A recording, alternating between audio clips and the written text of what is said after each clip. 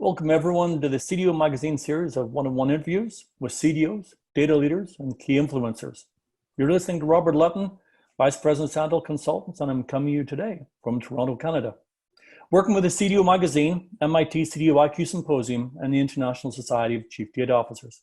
Today, I have the pleasure of introducing Carlos Rivero, Chief Data Officer at the Commonwealth of Virginia, USA.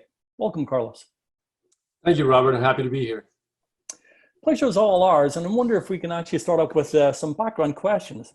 We actually have quite an international amount of people that view these systems. So would you be able to tell our viewers a little bit about the Commonwealth of Virginia, or effectively, I believe you're known as the state of Virginia, is that correct? Right. Well, we're really the Commonwealth of Virginia, and for me, there's, and I think for most people, Commonwealth stands out because it almost is a snub back to England in the early days when, we're not just a state, but we are a community of individuals that are working together towards prosperity for everyone. And so that's where, Commonwealth really comes from. And it's significant in our state. I think when we hear, state of Virginia, we quickly correct people as the Commonwealth of Virginia. And I think there's a lot of history behind that. Well, then I stand corrected. So for our viewers, can you tell us a little bit about the Commonwealth of Virginia? Absolutely. So, the Commonwealth of Virginia, from a geographic perspective, has, beaches and mountains and everything in between. We have, dynamic urban centers with lots of energy, but we also have, scenic rural communities with lots of serenity. We have history, we have culture, we have 8.5 million people.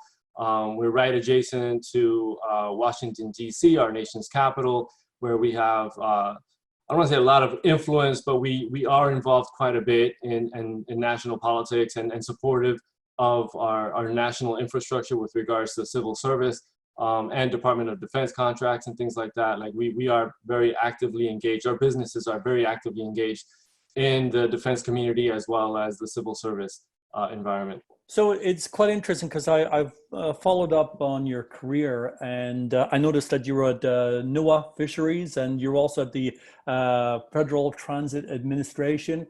And as I look back, it's interesting, and I was having this discussion on a call prior about the technical versus business side of the acumen, and really, and that's probably a discussion we can have in a minute, but I really wanted to sort of say your technical background, I almost see you've had a rich history of that, but obviously in your current role, you have to bridge up between the business and the technical. But would you certainly say that, having a good technical background helped you to get to where you are today? Oh, absolutely. Absolutely. I don't think I'd be where I am right now if it wasn't for all those long hours writing code and building databases and figuring out algorithms and all the wonderful stuff that we talk about, or we joke actually, that we do a lot of this work in the closet by ourselves in the middle of the night. And usually, that's where a lot of the great thinking comes from. But it's those experiences that really helped prepare me for the role that I'm in today. What about, in the relationship of, and I watched one of your videos, and I'll get that in a minute, on the cdo.virginia.gov website. And you do a little introduction, and you talk about, the states, the Commonwealth's vision, the solutions, the engagement, resources, data governance, data talent, which we'll get to in a minute, and how your constituents can contact you directly. And so, first of all, I applaud you. It's one of the rarest ones that I've seen out there that so specific for the CDOs. Is this something new? The program itself, or the website, the website and the program? Yes. All right. So absolutely. The website itself is new because I fortunately have been able to onboard some fantastic talent to help me with a lot of the work that we've been doing. And I think one of the things that folks need to understand is that, I started in this particular role 2 years ago, and, there's only so much you can do as a one-person band, right? There's a lot you can get engaged, a lot you can start up, but when you start really thinking about stakeholder engagement, you really need support. You really need people that are actively engaged in that aspect of the business so that you can communicate and you can get engaged with your stakeholders. And for me, our stakeholders are very varied, right? Not only do we have the constituents and the taxpayers of the Commonwealth of Virginia, which are, extremely important stakeholders for me, because that's how we measure our outcomes, right? The services that we provide to our constituents are things that we do, but the outcomes are things that they experience. And so being able to have that feedback with our constituents to be able to get a better understanding of what outcomes are they experiencing as a result of our services is absolutely important to me. But there's only so much I can do as an individual. And so, the website, the open data portal, the newsletter, all of even our LinkedIn, right? It's being able to have individuals that are focused on that aspect of the business to be able to better communicate, not just what we're doing, but also receive feedback. And that, like you said, it's critical and it's very important. So if it wasn't for Lauren and Jesse Bailey, who are members of my team, I'd be very hard pressed to have the presence that I have right now.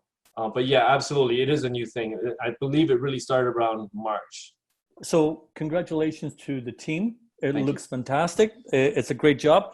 I will just reiterate what it is. It's cdo.virginia.gov.